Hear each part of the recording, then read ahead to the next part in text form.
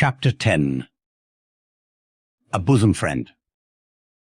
Returning to the Spouter Inn from the chapel, I found Queequeg there quite alone, he having left the chapel before the benediction some time.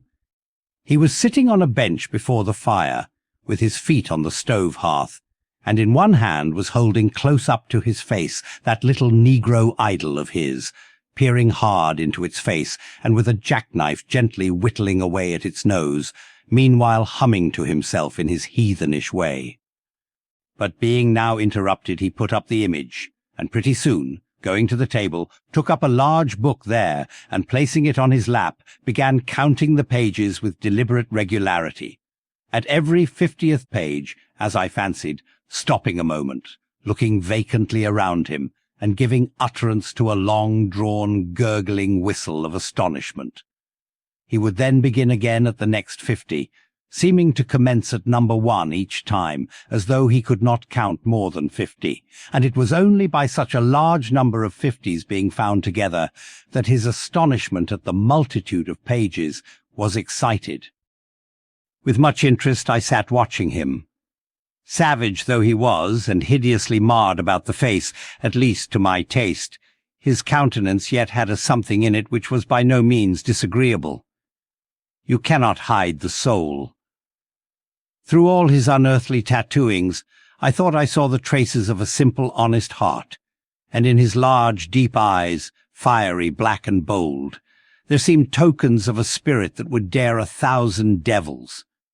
And besides all this, there was a certain lofty bearing about the pagan, which even his uncouthness could not altogether maim. He looked like a man who had never cringed, and never had had a creditor. Whether it was, too, that his head being shaved, his forehead was drawn out in freer and brighter relief, and looked more expansive than it otherwise would, this I will not venture to decide, but certain it was, his head was phrenologically an excellent one. It may seem ridiculous, but it reminded me of General Washington's head, as seen in the popular busts of him. It had the same long, regularly graded retreating slope from above the brows, which were likewise very projecting, like two long promontories thickly wooded on top. Queequeg was George Washington cannibalistically developed, whilst I was thus closely scanning him, half pretending meanwhile to be looking out at the storm from the casement. He never heeded my presence, never troubled himself with so much as a single glance, but appeared wholly occupied with counting the pages of the marvellous book. Considering how sociably we had been sleeping together the night previous, and especially considering the affectionate arm I had found thrown over me upon waking in the morning, I thought this indifference of his very strange. But savages are strange beings. At times you do not know exactly how to take them. At first they are overawing. Their calm self-collectedness of simplicity seems a Socratic wisdom. I had noticed also that Queequeg never consorted at all, or but very little with the other seamen in the inn. He made no advances whatever, appeared to have no desire to enlarge the circle of his acquaintances. All this struck me as mighty singular, yet upon second thoughts there was something almost sublime in it. Here was a man some 20,000 miles from home by the way of Cape Horn, that is, which was the only way he could get there, thrown among people as strange to him as though he were in the planet Jupiter, and yet he seemed entirely at his ease, preserving the utmost serenity, content with his own companionship, always equal to himself. Surely this was a touch of fine philosophy, though no doubt he had never heard there was such a thing as that. But perhaps to be true philosophers, we mortals should not be conscious of so living or so striving. So soon as I hear that such or such a man gives himself out for a philosopher, I conclude that, like the dyspeptic old woman, he must have broken his digester. As I sat there in that now lonely room, the fire burning low, in that mild stage when, after its first intensity has warmed the air, it then only glows to be looked at. The evening shades and phantoms gathering round the casements and peering in upon us silent, solitary twain. The storm booming without in solemn swells. I began to be sensible of strange feelings. I felt a melting in me. No more my splintered heart and maddened hand were turned against the wolfish world. This soothing savage had redeemed it. There he sat, his very indifference speaking a nature in which there lurked no civilized hypocrisies and bland deceits. Wild he was, a very sight of sights to see, yet I began to feel myself mysteriously drawn towards him.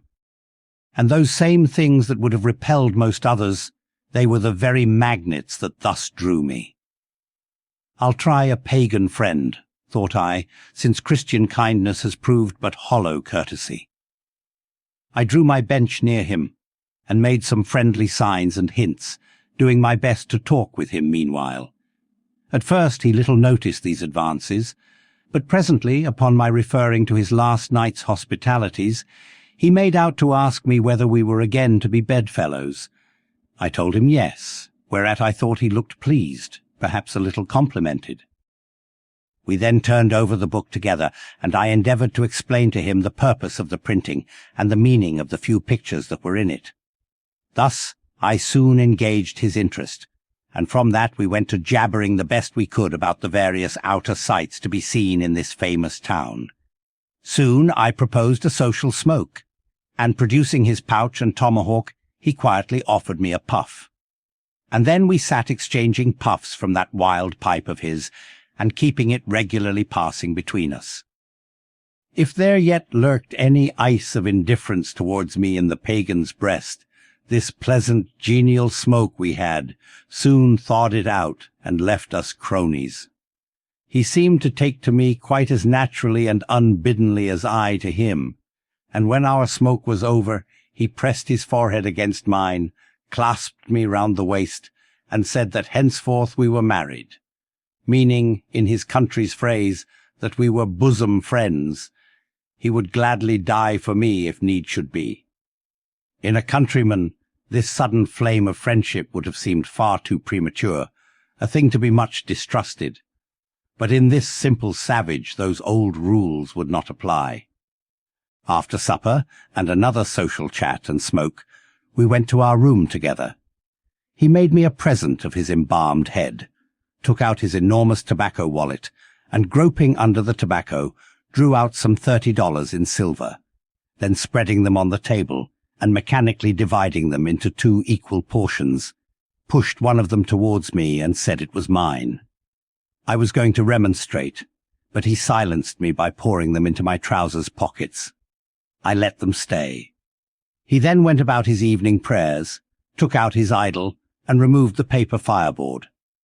By certain signs and symptoms I thought he seemed anxious for me to join him, but well knowing what was to follow, I deliberated a moment whether in case he invited me I would comply or otherwise. I was a good Christian, born and bred in the bosom of the infallible Presbyterian Church. How then could I unite with this wild idolater in worshipping his piece of wood? But what is worship, thought I? Do you suppose now, Ishmael, that the magnanimous God of heaven and earth, pagans and all included, can possibly be jealous of an insignificant bit of black wood?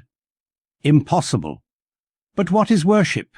To do the will of God, that is worship. And what is the will of God? To do to my fellow ma what I would have my fellow man to do to me. That is the will of God. Now, Queequeg is my fellow man. And what do I wish that this Queequeg would do to me? Why, unite with me in my particular Presbyterian form of worship. Consequently, I must then unite with him in his. Ergo, I must turn idolater. So I kindled the shavings, helped prop up the innocent little idol, offered him burnt biscuit with Queequeg, salamed before him twice or thrice, kissed his nose, and that done, we undressed and went to bed, at peace with our own consciences and all the world. But we did not go to sleep without some little chat.